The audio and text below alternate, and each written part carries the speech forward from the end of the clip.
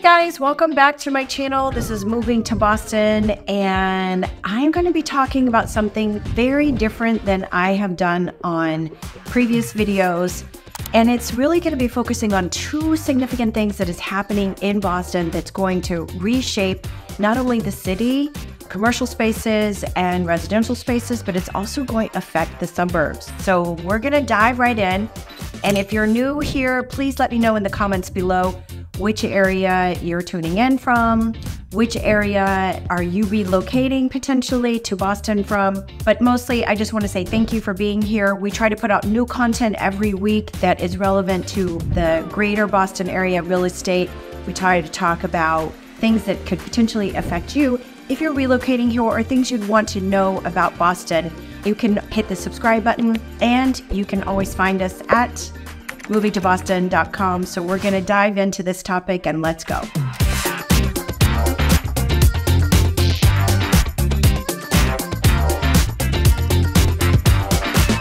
So if the city's pilot program, which they are calling the downtown office to residential conversion pilot program, if that is successful, and they believe that it will be, and there's also truth to that because I think I've already done some research, this program will help incentivize developers who are looking to change how their office space is being used and convert it into residences, which would help basically this sort of surplus of office vacancy, transform that into residences. And there's both some good things about it and some challenges, and we're going to dive into that as well.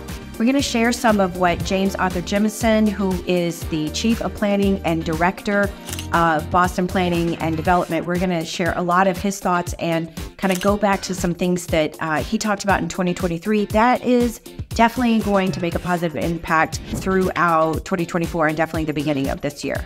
So let's go back to the question about the zoning process, because if you're a developer or you're looking to invest in the greater Boston city area, you probably know that the zoning can be tough and a little challenging, right? So historically, I think they've been known for that. But here is one of the things that Arthur Jemison shared in his recent article. The City of Boston and Boston Planning Board is looking to modernize their processes, their zoning code, Article 80. They're looking at their internal operations, and basically so they can make this easier for developers and office buildings owners to take advantage of this program. And by doing that, this will speed up the process as well. So the way it looks right now, if you look at Back Bay and Seaport, both areas that have actually really recovered well from COVID. You have like a really nice mix of residential and commercial. You've got nightlife and things and places and restaurants for people to do in those areas. But then you look at areas like the financial district, downtown, and even the theater district, and there is a lot of commercial space, but not really a lot of residential space. And when I say commercial space, I'm also talking about vacancies.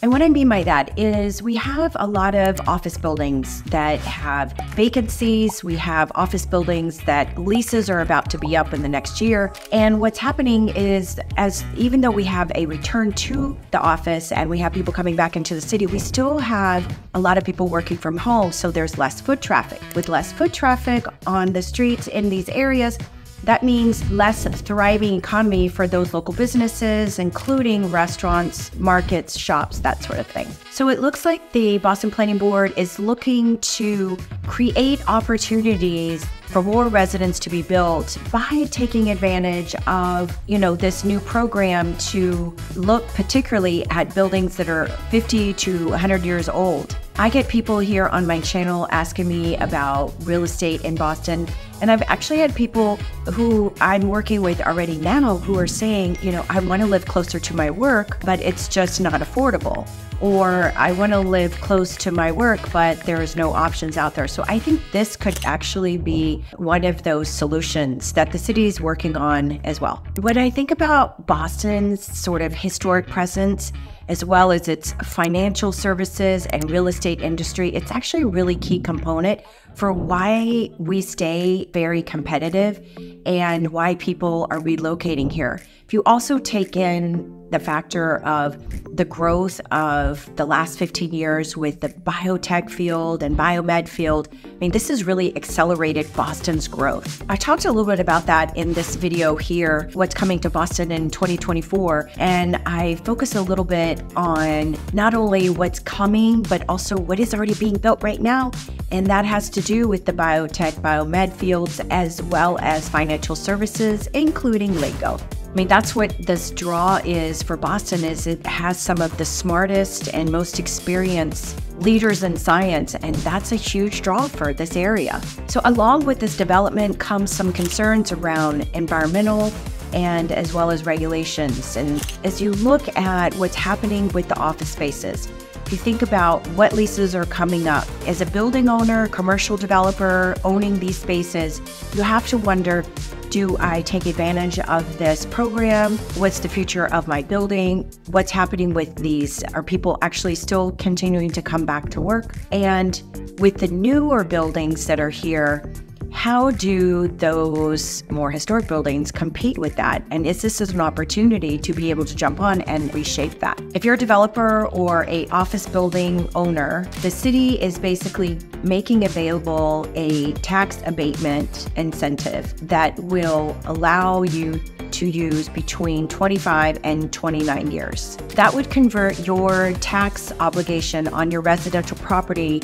that you would convert to approximately 75%. That's according to the Boston Planning and Development website. So Boston Pinnacle Partners actually has under agreement the 6-story building at 281 Franklin Street. They have it under agreement for $2.8 million, which is about $500,000 less than the appraised assessment at $3.3 million.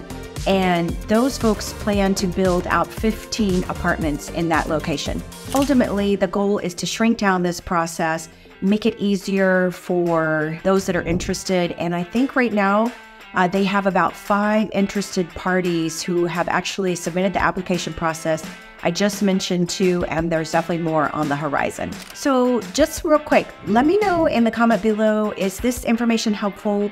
I think that the city is so ready for something like this. And at the same time, I know it's going to be super challenging for this process. And this is really good news to see that the city of Boston is taking this on, because we all need a healthy, vibrant downtown area. I think a few other cities have already gone through this process successfully. I think Chicago was one. I think Pittsburgh was another one, LA, to name a few.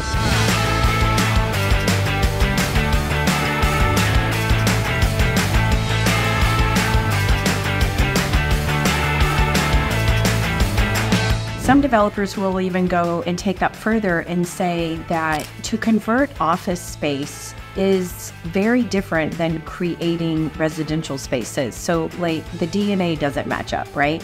So what potentially you could find in a pre-war building and converting that into residences, well, maybe that's not as easy as it sounds, right?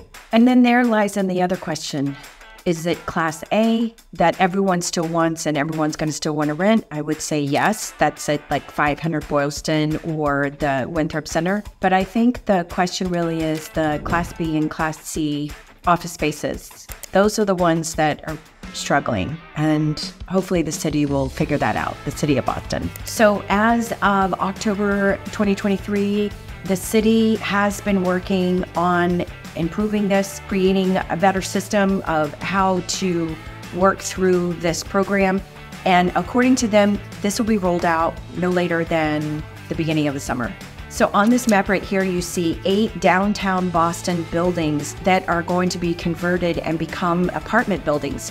There are several real estate development firms that are going to transform and change over 104,000 square feet of office space in multiple different buildings across the West End and downtown, and they're going to be creating over 170 apartments. The pilot program would allow property owners to switch from a commercial property tax rate, which is currently $24.68 per 1,000 of assessed value to a residential tax. That rate is $10.74 per 1,000 of value, and then add a break of up to 75% off that reduced rate for 29 years. These are great opportunities for Boston. So is this something that residences are going to take advantage of? This opportunity that is reshaping and redefining Boston is literally going to have an effect pretty much also in the suburbs as well as in the cities. So what do you think? Is this going to set a precedence for Boston to be a leader in this kind of program to convert unused office space and underutilized office space into residences and basically meeting the demands for new housing? Or is this going to set Boston back? What do you think? I also came across this article by Tim Love, who is a professor of architecture at Northeastern. He owns a firm called UTile, and it did a study where it looked at over 300 different buildings, historic buildings in Boston. And then he drummed that down to a certain criteria to see which ones were eligible, and then drummed that down again based on more criteria. And so in this article, you can see that in his study, it left about maybe 55 buildings in total. I think Tim Love's point is that there's a lot of developers that are interested in this, but if it's too small a project, are they actually going to touch it? Whether you agree with this program or not, as a realtor and someone who works with real estate developers, I think we can all agree that if the housing doesn't get addressed, then any incentive is really not going to pay off, right? Because the goal is to create more housing. Regardless of the direction of all of this and how long it takes, I think there's an overall consensus that there are concerns and needs that need to be addressed with the office spaces and the commercial buildings and the need for more housing. And so I think ultimately the goal is people want to live in downtown Boston. They want to live near their work, and they want to enjoy the environment of both. So let's see what City of Boston is going to bring us this year in 2024. So let me know in the comments below, was this a video that you learned something new? Is there something that I didn't share on this video that you think other people should know? You should definitely drop that in the comment. There's always like a really good, healthy conversation in these videos.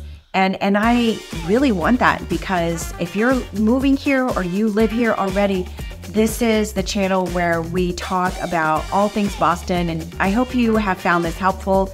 And we put out new content every week. So again, hit the subscribe button. You can also reach us at info@movingtoboston.com.